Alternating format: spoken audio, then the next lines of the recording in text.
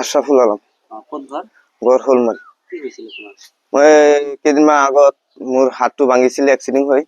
তাৰ পাছত মই মুকলি হস্পিটেলত আছিলো ইয়াত অপাৰেশ্যন কৰিছে, প্লাষ্টাৰ কৰিছে, কাম নহয়, লাষ্টত অপাৰেশ্যন কৰিছে। অপাৰেশ্যন কৰোঁতে আজি 4-5 দিন হ'ল মই চিলিটো কাটি পেলাই মই ঘৰত আহিছোঁ। আহি পেলাই পাছত কেইদিনমান গৈ ইয়াত ক'ত মাৰপিট হ'ল মই ক'ব নোৱাৰো। মোৰটো আসামি দি দিলে।